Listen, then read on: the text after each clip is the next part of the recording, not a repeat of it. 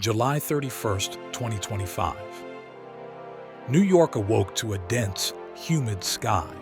The forecast called for heavy rain, but nothing foreshadowed the fury that was about to hit.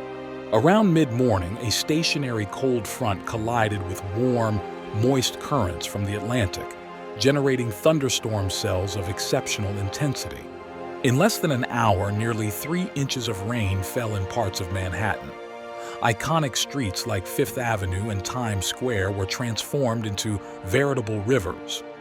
The beating heart of the city's transportation system, the New York City subway, was submerged by floodwaters. Stations like Grand Central and J Street Metrotech filled within minutes, forcing the MTA to close several lines. Trapped commuters, flashing lights, and confusing announcements transformed the daily commute into an underground nightmare. Images circulating on social media showed trains stranded with water rising to seat level.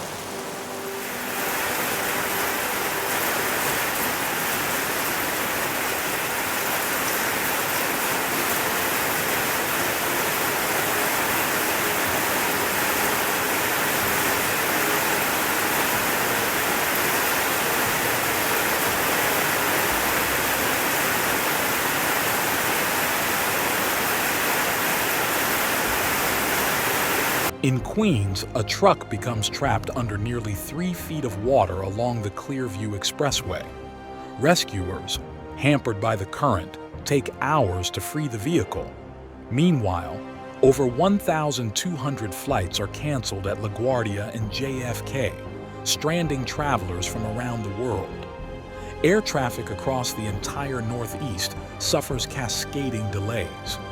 In several neighborhoods, power outages leave thousands without electricity, worsening the chaos.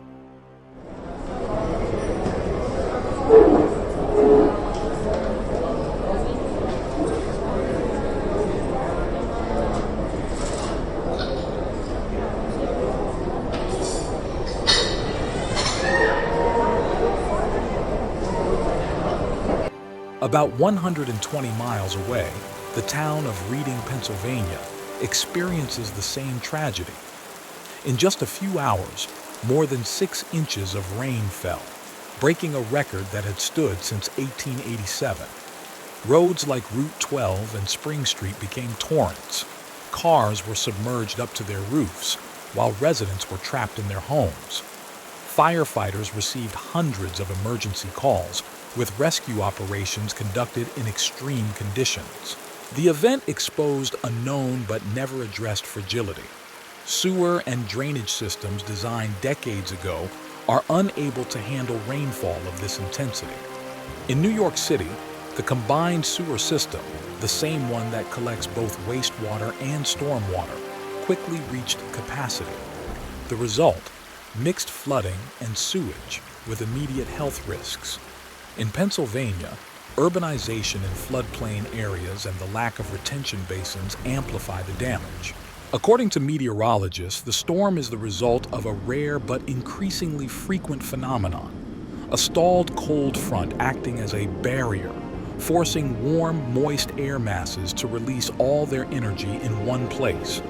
Rainfall rates exceeded 3 inches per hour in New York and 6 inches overall in Pennsylvania, far exceeding the standards for which local infrastructure was designed.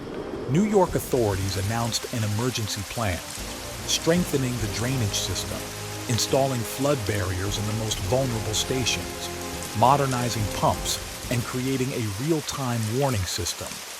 Pennsylvania, on the other hand, is focusing on retention basins, revising building codes, and increasing construction controls in high-risk areas. Both regions are launching awareness campaigns to educate residents on how to respond in the event of a flash flood.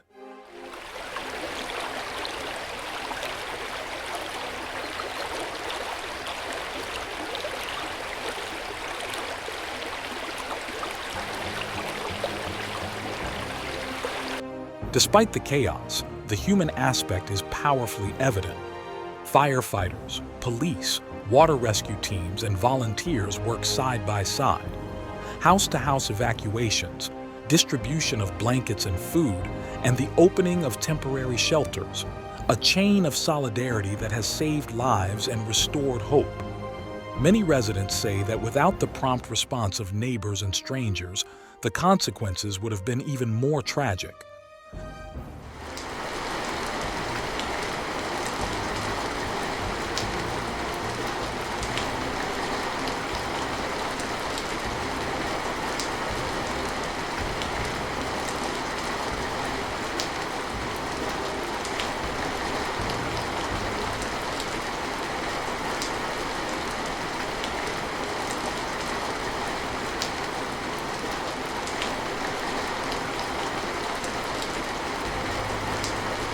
July 31st, 2025, will be remembered as a day that brought two historic cities to their knees. It was a cruel but necessary reminder. Urban infrastructure, if not adapted to the new climate reality, risks collapsing in the face of increasingly extreme events. As New York and Reading prepare for reconstruction, one question remains: will we be ready next time?